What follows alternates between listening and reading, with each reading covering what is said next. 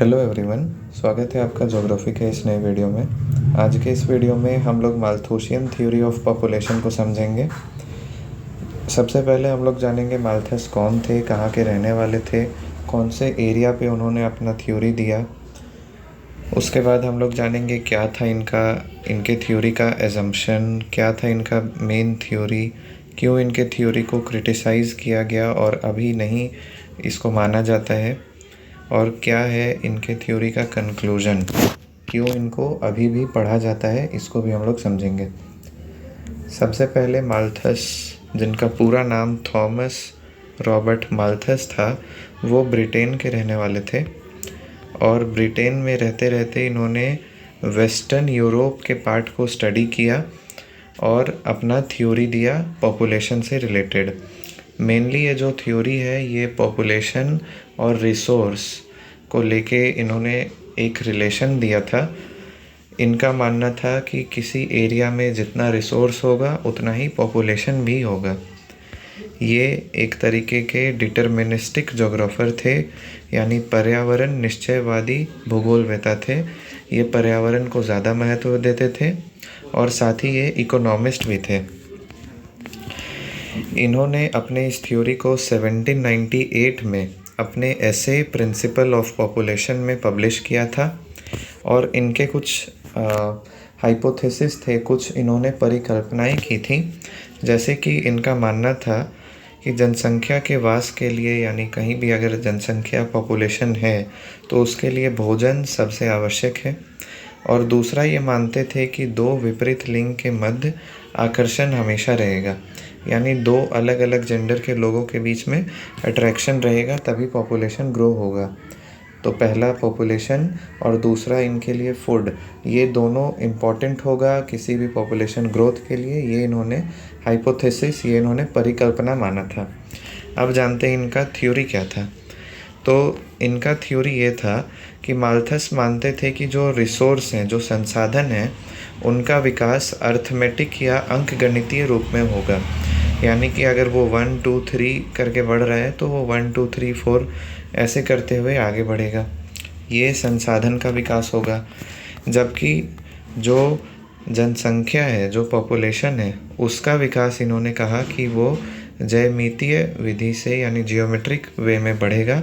यानी कि अगर एक जनसंख्या है तो 2 4 8 16 32 इस तरह से बढ़ते जाएगा।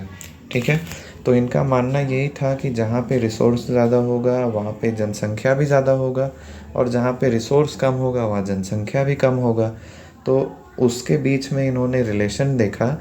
इनका मानना था कि जो फूड है, जो रिसोर्स है, जो फूड है वो 1 2 3 करके अर्थमेटिक वे में बढ़ेगा, और जबकि जो रिसोर्स है मतलब जो कि पॉपुलेशन है वो जियोमेट्रिक वे में 1 2 4 8 इस तरह से बढ़ेगा।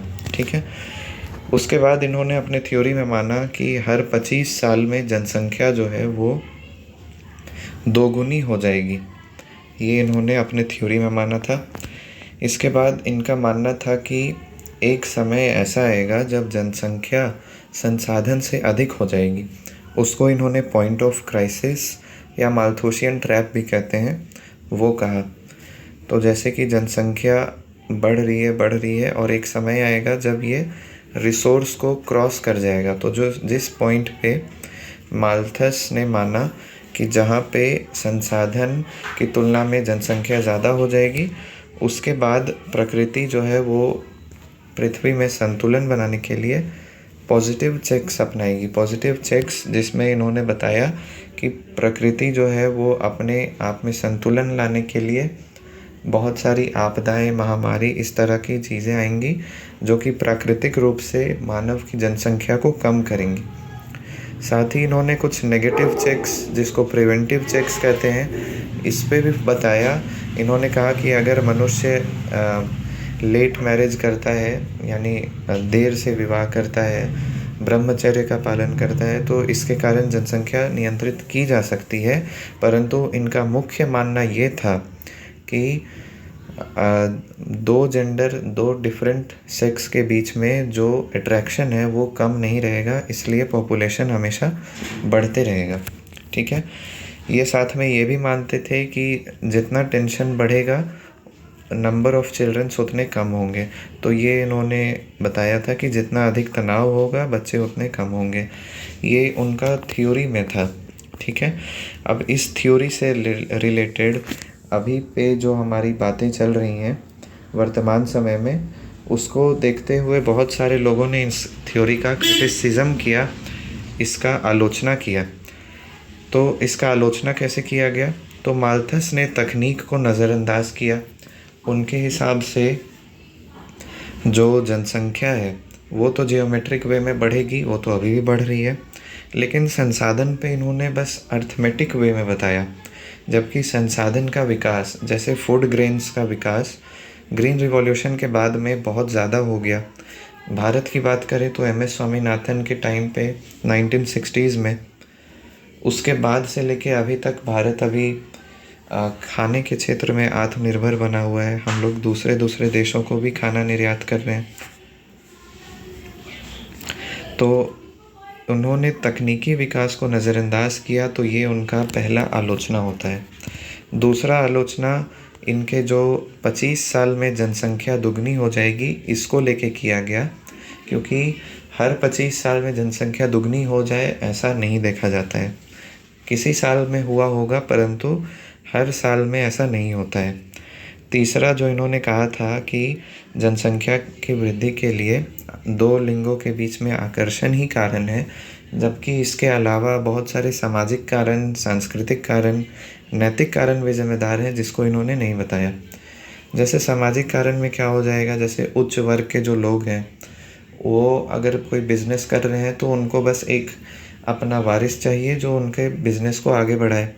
जबकि जो निम्न वर्ग के, जो गरीब तबके के लोग हैं, वो समझते हैं कि जितना अधिक जनसंख्या होगा उतना ज़्यादा वर्किंग हैंड होगा, उतना ज़्यादा इनकम होगा, तो इसलिए वो ज़्यादा बच्चे करेंगे और अमीर तबके के लोग कम बच्चे करेंगे।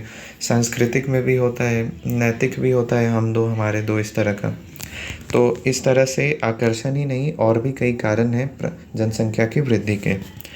उसके बाद जैसे माल्थस का मानना था कि जैसा जैसा हमारे पास जैसे जैसे रिसोर्स बढ़ेंगे वैसे वैसे पॉपुलेशन बढ़ेगा, लेकिन यूरोप के देशों में तो जनसंख्या बहुत कम है, जबकि वहाँ पे संसाधन बहुत ज़्यादा है। तो इसलिए इनके थ्योरी को क्रिटिसाइज़ किया गया। इसके बाद माल्थस ने पॉजिटिव चेक्स को ज़्यादा ध्यान दिया, यानी इनके अनुसार पर्यावरण जो है वो एक समय के बाद जनसंख्या को संतुलन करने के लिए सब कुछ नष्ट कर देगी, ठीक है। इन्होंने साइंटिफिक इनोवेशंस पे ध्यान नहीं दिया, ज़्यादा प्रिवेंटिव चेक्स पे ध्यान नहीं दिया, ठीक है। इसके बाद इन्होंने जो माना था कि जनसंख्या जब संसाधन से अधिक हो जाएगी तो पृथ्वी जो है वो अपने आप को संतुलन की दशा में लाने के लिए पॉजिटिव चेक्स अपनाएगी। जबकि ये ज़रूरी नहीं है कि पॉजिटिव चेक्स, यानी कि जो आपदाएं हैं, जो महामारी हैं, वो जनसंख्या के बढ़ने के बाद ही आए। जहाँ पे जनसंख्या कम है वहाँ भी आपदाएं आ सकती हैं, वहाँ भी महामारी आ सकती हैं। तो ये सब बातें इनके क्रिटिसिज्म में, इनकी थ्योरी के आलोचना में कही गई। तो अब कंक्लूजन क्या निकलता है, क्या हम क्यों पढ़ते हैं माल्थस के थ्योरी को? तो माल्थस का जो थ्योरी था, माल्थस पहले ऐसे व्यक्ति थे जिन्होंने जनसंख्या और संसाधन के बीच में, पॉपुलेशन और रिसोर्स के बीच में एक रिलेशन बताया कि जनसंख्या और संसाधन के बीच में कुछ तो रिलेशन है। इसके ही कारण इनके इस थ्योरी को पढ़ा जाता है और वर्तमान समय में ये अभी आउटडेटेड है, यानी प्रचलन में नहीं है, क्योंकि इन्होंने टेक्नोलॉजिकल एडवांसमेंट यानी तकनीकी जो विकास है उसको नज़रअंदाज किया था। तो इसलिए हम लोग कह सकते हैं कि माल्थस इस एरिया में पहले व्यक्ति थे, इसलिए इनके कंट्रीब्यूशन को, इनके योगदान को महत्वपूर्ण माना जाता है। तो इस तरह से हम लोगों ने जाना कि माल्थस, जो कि ब्रिटेन के रहने वाले थे, कैसे उन्होंने वेस्टर्न यूरोप के पार्ट को स्टडी करके वहाँ पे पैटर्न देखा कि पॉपुलेशन बढ़ रहा है और फूड जो है वो उसके रेट में नहीं बढ़ रहा है। तो दोनों के बीच में रिलेशन बताते हुए इन्होंने इस थ्योरी को दिया। आई होप आपको समझ में आया होगा। Thank you.